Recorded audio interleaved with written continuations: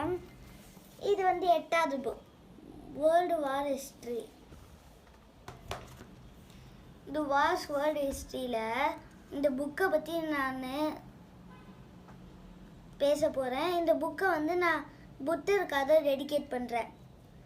ஏன்னா புத்தர் சாக்கியர்களுக்கும் கோழையர்களுக்கும் போர் நடக்கக்கூடாதுன்னா துறவரம் போகிறாரு.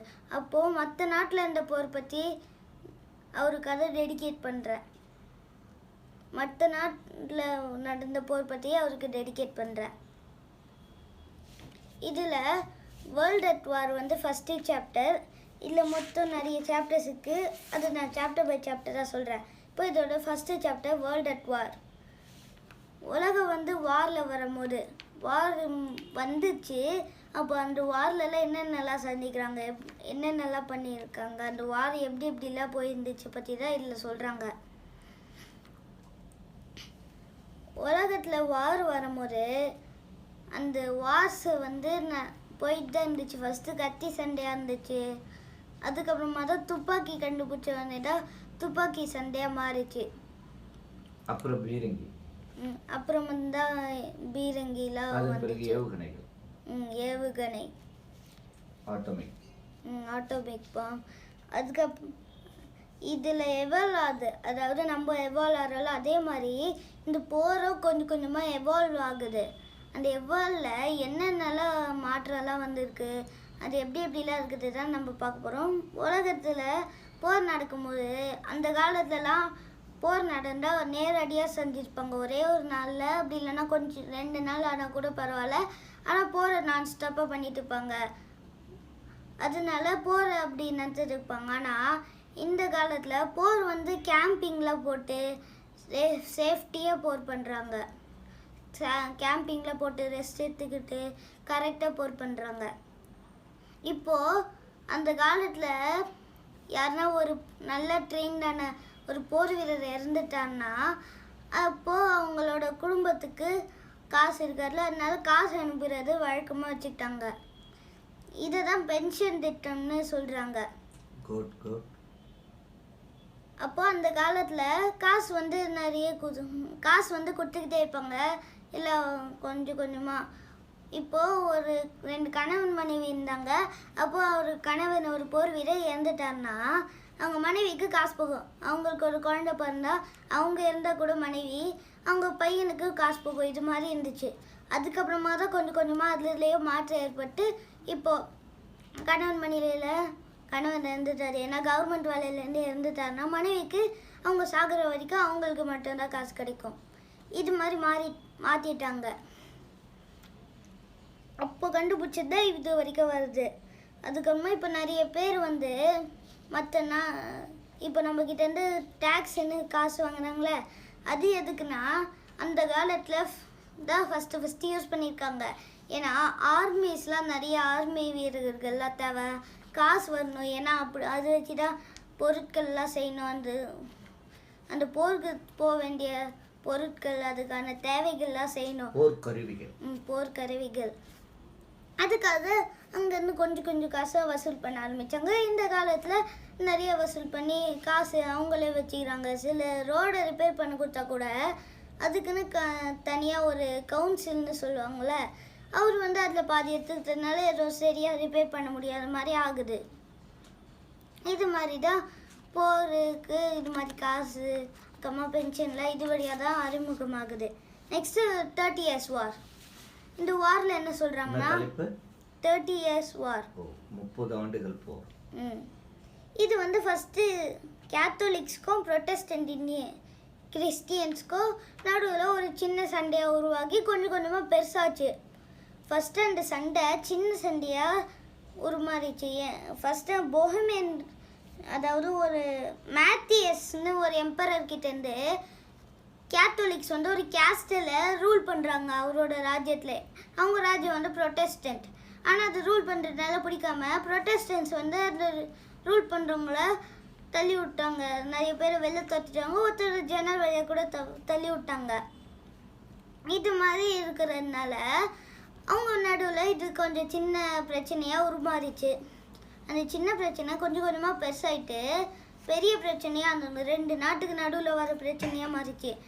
இதை வந்து ஸ்பெயின், ஸ்வீடன், ஃப்ரான்ஸ்லாம் இது நிறைய இடத்த பிடிக்கிறதுக்காக ஒரு வாய்ப்புன்னு புரிஞ்சுக்கிட்டு அங்கே இருக்க கொஞ்சம் கொஞ்சமாக அந்த நகரத்தையே அழிக்க ஆரம்பிக்கிறாங்க. அதில் இருக்க கிராமங்களெல்லாம் எரிச்சிடுறாங்க, அங்கே இருக்கவங்க எல்லாருக்கிட்டையும் திருடிடுறாங்க, நெக்ஸ்ட்டு கொன்னுடுறாங்க. இது மாதிரி நடக்கிறதுல வெஸ்டபாலியான்னு ஒரு நாடு தான் அந்த நாடோ அப்படி இல்லைன்னா ஏதோ அரசர்னு நினைக்கிறேன், அரசரோ நாடோ தெரில எனக்கு. ஆனால் அது மாதிரி ஒரு விஷயந்தான் இந்த வாரையே நிறுத்தியிருக்கு. ஆனாலும் அந்த வார் பற்றி யாருன்னா தெரியாதவங்க கேட்டால் அந்த வார் பற்றி கேட்டாலே சில பேர் அப்படியே நடுங்குவாங்க. அதோட எஃபெக்ட் வந்து கொஞ்ச நாள் வரைக்கும் போச்சு. அது டூரேஷன் எந்த வருஷம் நடக்குது, எந்த செஞ்சுரி, எந்த ஆண்டு, எந்த நூற்றாண்டு? எந்த நூற்றாண்டுனா 1618லேருந்து 1448, 1618 to 1648. Next French war of religion. French இப்போ நம்ம ரிலீஜியன்னு சொல்கிறோம்ல, இப்போ ஜாதின்னு சொல்கிறோம்ல, அதுதான் இங்கிலீஷில் ரிலீஜியன்னு சொல்லுவாங்க. அது வந்து ஃப்ரெஞ்சில் அந்த கற்பர்கள் வெள்ளையர்கள்னு சொல்கிறாங்க. அதில் உருவாகிற சண்டை தான் இது. இதில் ப்ரொட்டஸ்டன்ட் தான் இதில் முக்கியமாக ஈடுபடுறாங்க. கேத்தலிக்ஸ் இதில் ஈடுபடுற மாதிரி இல்லை. ஆனால் ப்ரொட்டஸ்டன்ட் தான் இது முக்கியமாக ஈடுபடுறாங்க. கேத்தலிக்ஸ் வந்து அவங்களுக்கு சில ஈடுபடுறாங்க, ஆனால் ப்ரொட்டஸ்டன்ட் தான் முக்கியமாக பண்ணுறாங்க. ஏன்னா கேத்தலிக்ஸோட இதில் 1 மில்லியன் மக்கள்களை மேலேயே நிறைய பேரை கொல்றாங்க. அது கொல்றது மட்டும் இல்லாமல் அந்த நாட்டில் கேத்தரின் டி மெடிசின்னு ஒரு குவீனு, ஃப்ரான்ஸ் நாட்டோட குவீன் இருக்காங்க. அவங்களோட அரண்மனை வாசல்லாண்டே எல்லா பொண்ணுங்களையும் எடுத்துட்டு போய் போடுறாங்க. ஒரு நாள் அவங்களோட அம்மாவுக்கு காமிக்கிறாங்க ஒருத்தவங்க. அவங்க வந்து யாருன்னு சரியா தெரில. ஆனால் அவங்க அம்மாவுக்கு அவங்களோட பொண்ணு இது மாதிரி நிறைய பேருக்கு நடுவில் போயிட்டு இருக்கதை பார்க்கணுன்னு காமிக்கிறாங்க. அவங்க ஏதோ ஒரு போராட்டம் பண்ணியிருக்காங்க. அவங்க தான் கேத்தலிக்ஸ்னு நினைக்கிறேன். அவங்களோட இதில் ஆழ்ந்து வர ஆரம்பிக்கிறாங்க. அப்போ ப்ரொட்டஸ்டன்ட் வந்து இது மாதிரி நிறைய பேர் கொன்னுடுறாங்க. கொல்றது மட்டும் இல்லாமல் இவங்க அரண்மனை வாசலில் போட்டதுனால இவங்களுக்கு ஒரு துக்கம். அது மட்டும் இல்லை, இதில் ஒரு 3 ஹென்ரிஸோட வார் பற்றியும் இதில் ஒன்று வருது. சார்ல்ஸ் 9 வந்து இறந்து போயிடாரு 1574. அது வந்து ஹென்ரி 3 வழியாக அவர் வந்து சக்சீட் ஆகிறாரு. அதுக்கப்புறமா ஹென்ரி ஹையர்னு ஒருத்தவர், அவர் வந்து ஃபஸ்ட்டு ஹென்ரின்னு நினைக்கிறேன், அவரே இறந்து போயிடுறாரு. அதனால் அங்கே ஒரு புதுசாக ஒரு ஹையர் வரணுன்னு ஹென்ரி ஆஃப் நாவர்னு ஒரு ஹையரை சூஸ் பண்ணுறாங்க. ஆனால் அந்த அரசாங்கம் இருக்குதுல்ல, அது வந்து ஒரு தப்பு நடக்கிறத புரிஞ்சுக்கிறாங்க. இன்னொரு ஹென்ரி அது எங்களால் அக்செப்ட் பண்ண முடியாதுன்னு சொல்கிறாங்க. ஆனாலும் அப்படியே இருந்துக்கிறாங்க. அப்போது அந்த ஃப்ரான்ஸ் நாட்டில் இருக்க நிறைய பேர் இவங்களை கேட்டுட்டு போர் போடுறாங்க. அந்த போரில் அந்த மக்களே இவங்களை எதிர்த்து போர் போடுறதுனால அதனால் ஹென்ரி 3 வந்து ஹென்ரி ஆஃப் நாவேர் அந்த ட்ரோனை எடுக்கிறது, அதாவது அந்த கிங்கு ஆகிற பதவியை கொடுக்கலான்னு விட்டுடுறாரு. அந்த போர் விட்டு விலகிடுறாரு. அவர் வந்து ராஜாவாயிடுறாரு. அதுக்கப்புறமா அவர் வந்து ஹென்ரி 4 கன்வெர்ட் ஆயிடுறாரு.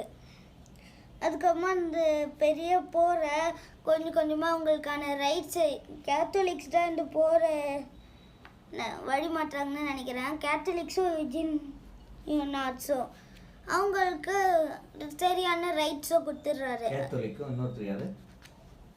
ஹுஜினாட்ஸ், அதாவது ப்ரொட்டஸ்டன்ட்ஸ், அவங்களுக்கு இன்னொன்று பேர் தான் இது. அவங்களுக்கும் சரியான ரைட்ஸ் எல்லாம் கொடுக்குறாங்க. இன்னொரு பெயர்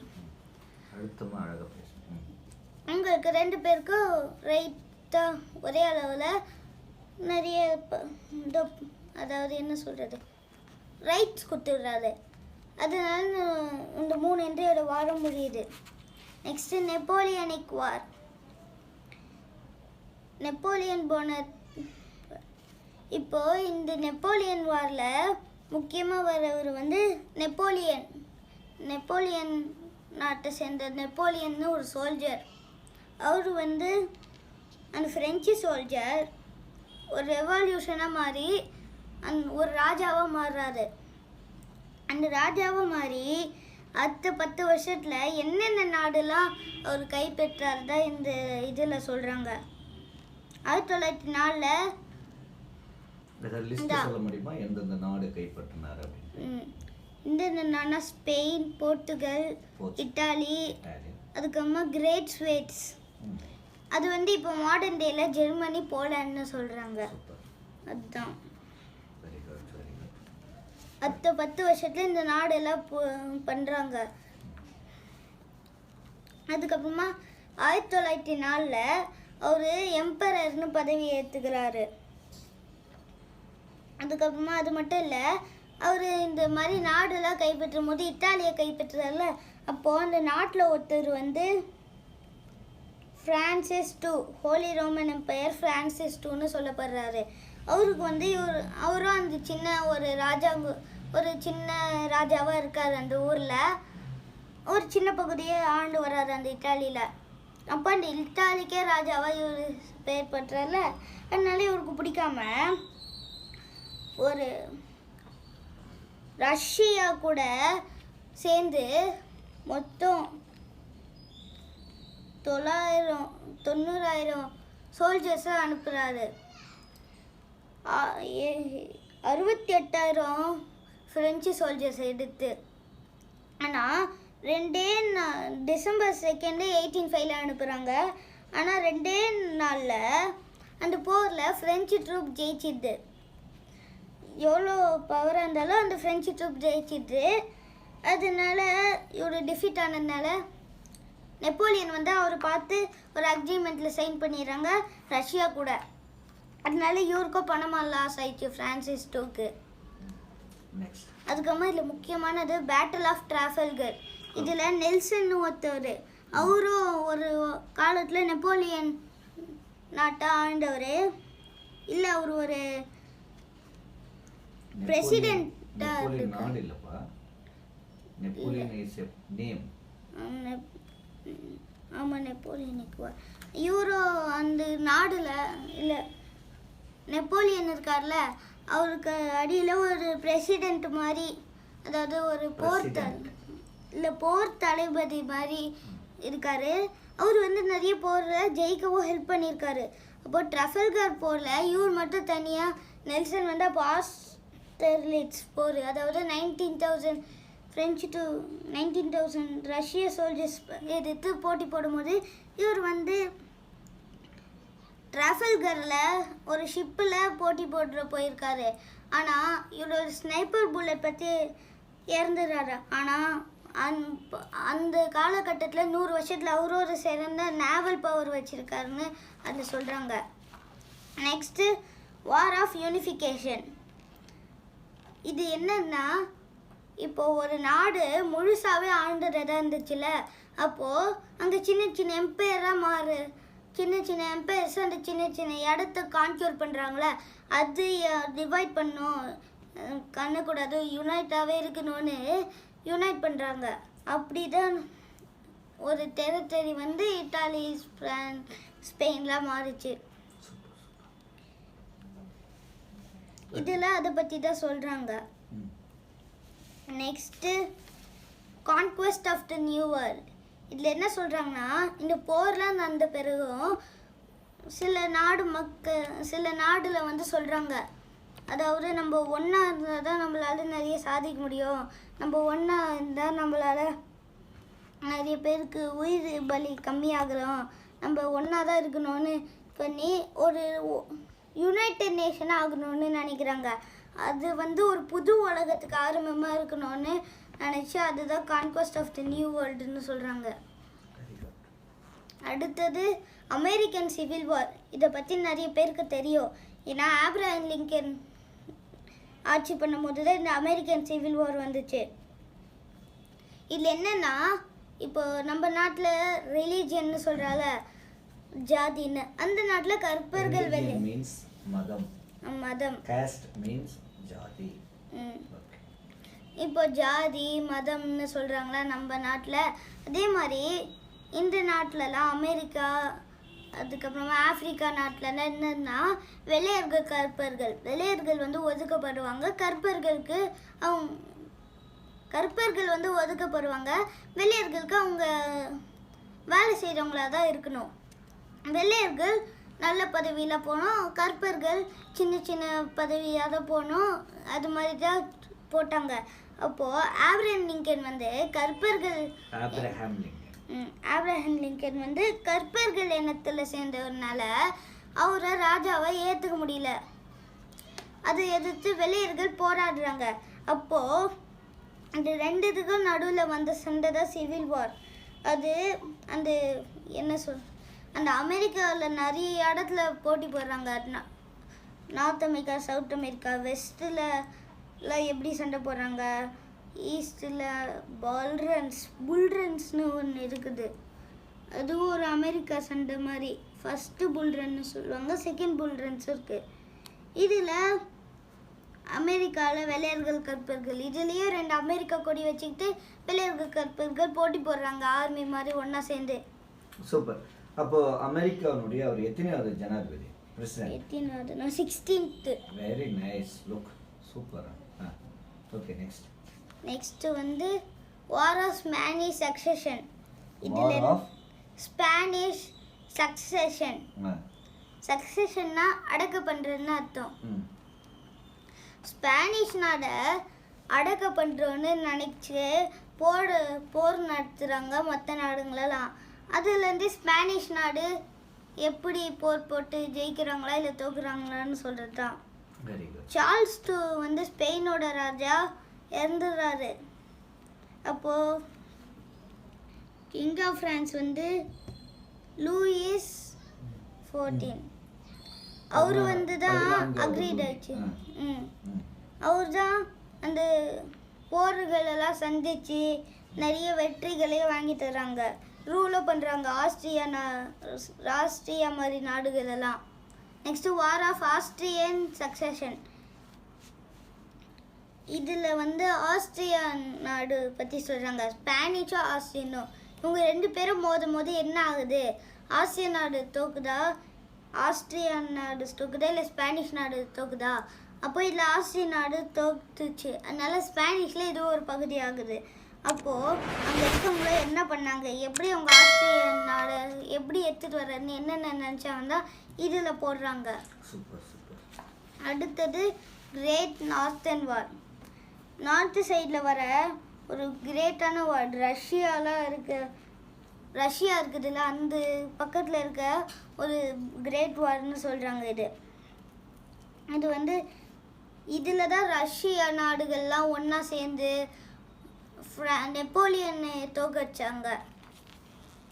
அது மட்டும் இல்லை, அந்த போர் மட்டும் இல்லை, அந்த ரஷ்யா பக்கத்தில் சில நாடுகள் அது மாதிரி ஸ்ட்ரெயிட்டாக அந்த ரவுண்டாக இருக்க நாடுகள்லாம் எப்படிலாம் போட்டி போகுது, என்னென்ன நாடெல்லாம் கைப்பற்றுறாங்க, அதில் என்னென்ன ராஜாலாம் இருக்காரு.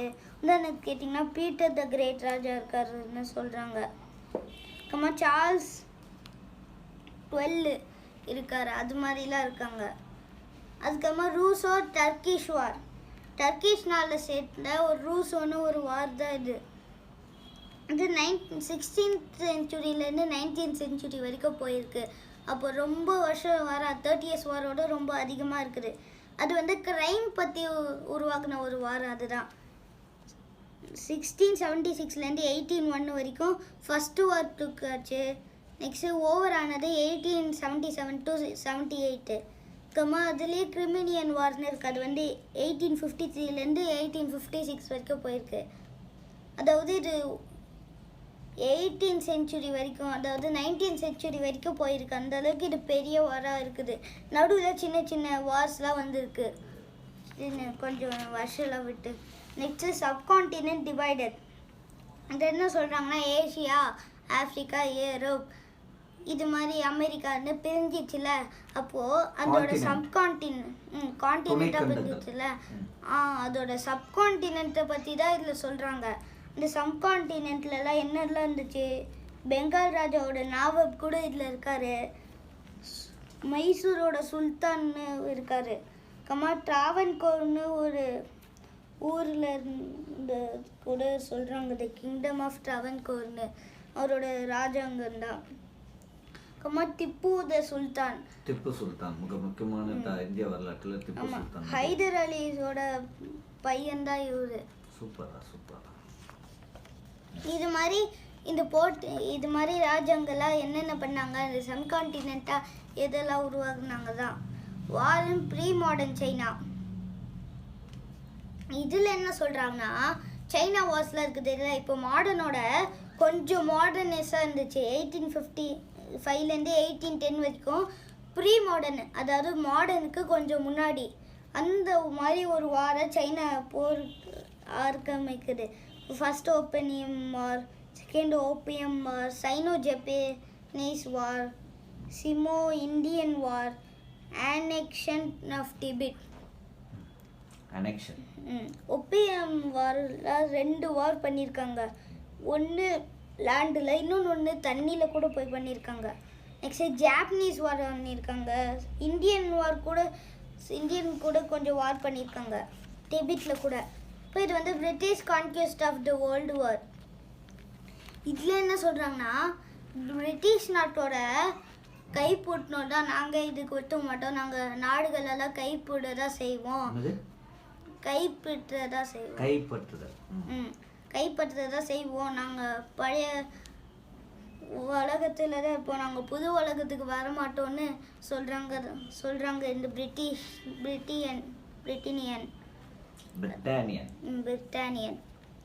அவங்களுக்கு இது மாதிரி பழைய உலகம் தான் எங்களுக்கு பிடிச்சிருக்கு, வார் பற்றி நாங்கள் கான்கியூர் தான் பண்ணுவோன்னு சொல்லி வாழ்ந்தது தான் இது.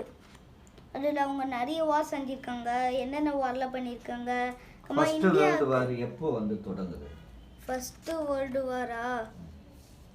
First world war 28 July 1914 right தான். 1914 to 1919 வரைக்கும் 1918ல 11th நவம்பர் வரைக்கும் போயிருக்கு. இல்லை 135 கண்ட்ரி நாடுகள் போர் பண்ணியிருக்காங்க. 15 மில்லியன் மக்கள் இறந்து கூட போயிருக்காங்க. சில பேர் அந்த போர்லேயே கை கால் இறந்து கூட இருக்காங்க. இல்லை குளோபல் வார், ட்ரென்ச் வார், கப்பலால் ஆட்டோபாம்லாம் போட்டதெல்லாம் இதை சொல்கிறாங்க. வேர்ல்டு வார் 2ல தான் இங்கே தான் ஆட்டோபாமே கண்டுபிடிக்கிறாங்க.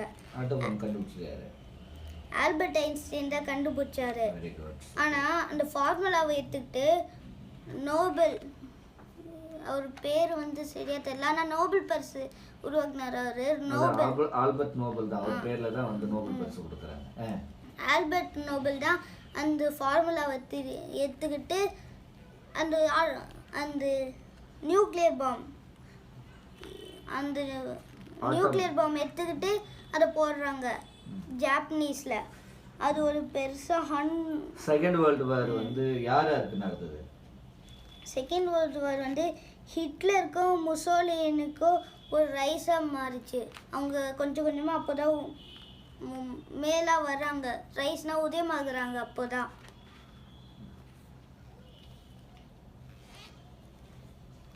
ஜப்பானும் யூஎஸ்ஓ கூட அதில் போட்டி போடுறாங்க. இல்லை யூஎஸ்லேருந்து தான் நியூக்ளியர் பாம் வந்து ஜப்பானில் போடுறாங்க. ஜப்பானில் எங்கே போட்டாங்க சொல்லு? ஜப்பானில் ஹீரோஷிமான்னு ஒரு சிட்டி. ஹீரோஷிமா நாகசாகி அப்படின்ற 2 இடத்துல குண்டு போடுறாங்க. அந்த குண்டு போட்ட ஒன்று வந்து நியூக்ளியர் பாம் போடுறாங்க ஹீரோஷிமாவில். அந்த பாம் பேர் என்ன தெரியுமா? பாம் பேர் வந்து லிட்டில் பாய் அப்படின்ற ஒரு பாம் போடுறாங்க. 2 ஆட்டோமிக் பாம் டிராப்டுன்னு போட்டிருக்கு. நாகசாக்கி, ஹிரோஷிமா, நாகசாக்கி 2 இடம். அதுக்கப்புறமா ஜப்பான் வந்து சரண்டர் ஆயிடுறாங்க கொஞ்சம் கழிச்சு. Very good. சூப்பர். அதுக்கப்புறமா இந்த வாரம் முடியுது வெரி குட். 1944 இல்லை 1945 ஏப்ரல் 28 இந்த வாரம் முடியுது. நெக்ஸ்ட் வந்து கோல்டு வார். இந்த கோல்டு வார் வந்து வேர்ல்டு வார் 2க்கு அப்புறமா உருவாகின வார் தான். இது வந்து கொரியன் நாடுலாம் பங்கேற்றுக்கிறாங்க. ஏன்னா அந்த வேர்ல்டு வார் 2ல் போட்டி போட்டாங்கள, அப்போது சில இடத்துல ஒரு குளிரான பனி பிரதேசம் மாதிரி இடத்துலலாம் போட்டி போடுறாங்க தனியாக சில பேர். அதில் தான் இதில் சொல்கிறாங்க. நெக்ஸ்ட் வந்து வார் ஆன் டெரர். இதில் என்ன சொல்கிறாங்கன்னா டெரரான அட்டாக். இப்போ உதாரணத்துக்கு டெரர் அதிகமாக இருக்க பாகிஸ்தான் எடுத்துக்கலாம்.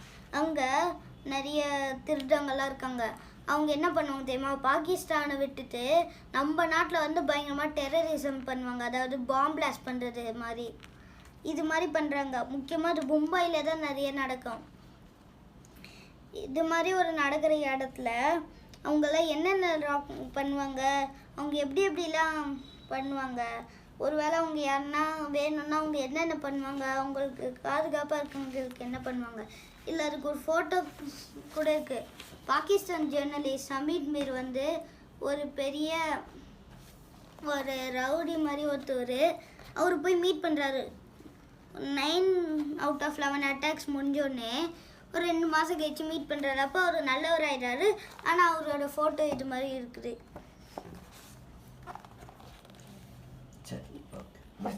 பின்னாடி அந்த கன் பார்த்தாலே தெரியுது அவர் ஒரு முன்னாடி எதுவும் இருக்காது. அவள்தான். Super super. Nice nice. இப்போ இவ்வளோ போர்களை பற்றி படிச்சிடல, நிறைய போர்களை நீ சொல்லியிருக்க. ஆனால் டைம் நேரம் கருதி வந்து சில விஷயங்களை நம்ம ஜம்ப் ஆகிட்டோம். அதான் உண்மை. நம்ம தானே? ஏன்னா வந்து ரொம்ப நேரமும் அது ஒர்க் பண்ண முடியாது அப்படின்ட்டு. சரி, இப்போ இந்த போர் படிக்கும்போது இந்த போர்கள் குறித்து உலக வரலாற்றில் நடந்த அல்லது பதிவான போர்களை குறித்து படிக்கும்பொழுது உனக்கு என்ன ஃபீல் வந்தது? அதில் உனக்கு எந்த போர் பிடிச்சிருந்தது? இல்லை போர் பிடிச்சதா பிடிக்கலையா? அப்படி பிடிச்சிருந்தா எந்த போர் வந்து பிடிச்சிருந்தது? எனக்கு வேர்ல்டு வார் 1 or 2 அந்த வேர்ல்டு வார் பற்றி நான் படிக்கும் போது அது ஒரு புது என்ன சொல்கிறது, ஒரு புது அனுபவம் அது ஒன்று கொடுத்துச்சு. ஏன்னா அதில் என்னென்னலாம் பண்ணுறாங்க மக்களை, ஏன் அந்த போர் உருவாகும் போது என்னென்னலாம் ஆச்சு, ஏன் அந்த நாடுகள்லாம் சண்டை போட ஆரம்பிச்சிச்சுன்னு நிறைய கேள்விகள் எனக்குள்ளாரியே கொஞ்சம் கொஞ்சமாக வந்துச்சு. Super super. ஸோ போர் உருவான வரலாறை பற்றி ரொம்ப அழகாக அந்த புத்தகத்தை படித்து ரொம்ப பியூட்டிஃபுல்லாக கண்டிப்பாக வந்து உண்மையிலே நான் பார்க்குறேன் ஒவ்வொரு புத்தகத்துலேருந்து ஒரு புத்தகத்துக்கு அடுத்த புத்தகத்தை படிக்கும்பொழுது உன்னுடைய அறிவு மிளிர்வதை நான் பார்க்குறேன், ஒளிர்றதை பார்க்குறேன், மின்னுறதை பார்க்குறேன். உன்னுடைய முகம் போலவே பிரைட்டாக உன்னுடைய அறிவும் வந்து மின்னுது. உண்மையிலே அதுதான். நீ பார்க்கலாம், ஒன்றும் பிரச்சனை இல்லை. நீ ஒரு பாசிட்டிவாக தான் சொல்கிறேன்.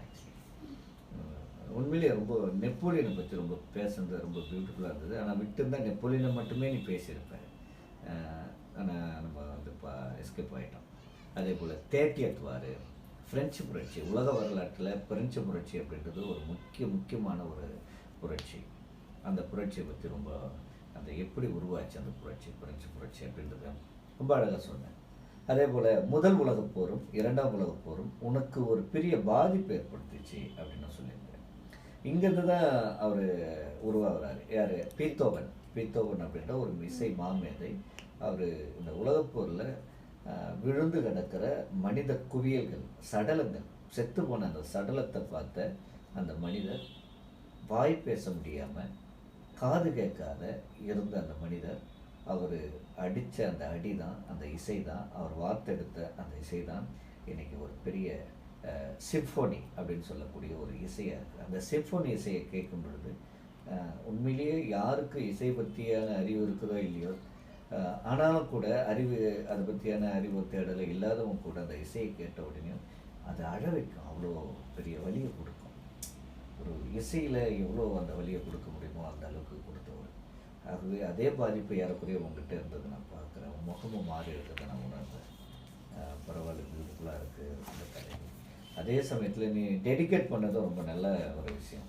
யார் போர் வேணாம்னு சொல்லி கோலியருக்கும் சாக்கியர்களுக்கும் நடந்த அந்த பனிப்போர், குறிப்பாக வந்து ரோகிணி ஆறு அப்படின்ற ஒரு ஆற்று நீரை பங்கிட்டுக்கிறதுக்காக, நதிநீர் பங்கிடுவதற்கான ஒரு பிரச்சனையில இருந்து தொடங்குது. சண்டை தொடங்குறதுக்கு தயாராக இருக்கும்போது தான் வேண்டாம் வேண்டாம் சண்டைலாம் வேண்டாம் அப்படின்னு சொல்லும்போது தான் இவரை வந்து சாக்கியர்கள் சங்கத்தில் இருந்து இவரை வந்து பெரிய டிஸ்டர்ப் பண்ணுறாங்க, தொந்தரவு பண்ணுறாங்க.